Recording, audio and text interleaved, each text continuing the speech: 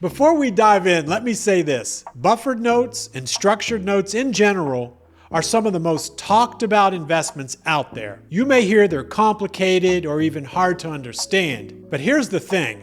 I don't actually agree with that. I explained how these work to my own kids.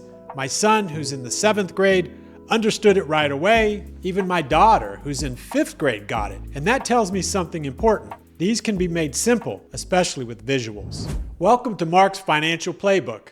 My name's Mark Basile. I'm a financial advisor, but as always, this channel is here to educate you so you can make informed decisions, and on occasion, I'll share an actual scenario I've worked on. Buffered and structured notes are much more straightforward than a lot of people realize. Now, before we get into the examples, let's note who the top issuers of buffered and structured notes are. We have JP Morgan, Citi, Goldman Sachs, Morgan Stanley, and UBS. There's a bunch more, but these giant banks issue most of the structured notes you see in the marketplace. What exactly is a buffered note? At its core, a buffered note is a type of structured note. That means it's a financial product that's linked to an underlying index, like the S&P 500. The idea is that it gives you some of the upside of the market while also providing you a cushion against losses. Let's use an example from a real strategy to make this crystal clear. Imagine you have a buffered index note with an 18-month duration, a 20% upside cap,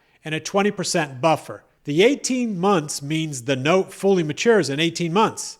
And if it made money at maturity, you get paid the interest. That interest and your original principal goes into your cash account. There is no automatic renewal. Here's how it works. If the market goes up, you participate in the growth, but only up to 20%. So if the market goes up 15%, you'll get all that gain, 15%. But let's say it goes up 25%. Your max gain is capped at 20%. Pretty straightforward. If the market stays flat, you don't make money, but then again, you don't lose money either. And here's the buffer part. If the market goes down, you're protected from the first 20% of losses. So if the market drops 15%, you don't lose anything. If it drops 25%, your loss is limited to just 5%.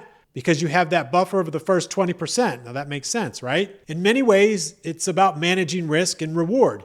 You give up some potential upside, but in exchange, you get protection on the downside, which to me is what makes these so attractive, the protection, especially since we've been in this bull run. Now let's also talk about a slightly different design, the dual directional buffered note, a 12-month duration, a 10% cap, and a 10% buffer. This one works like this. If the market goes up, you participate in gains only up to 10%. But if the market goes down, you still have protection for the first 10% of losses. And if the market drops within the 10%, it's very important, you actually gain the same amount. So if the market goes down 6%, you get 6% gain. If it goes down 9%, you get 9% gain. But if the market drops more than 10%, your buffer absorbs that first 10% and you only feel the losses beyond it. So if the market goes down 13%, you only lose 3%. This design gives you two different ways to potentially see positive returns.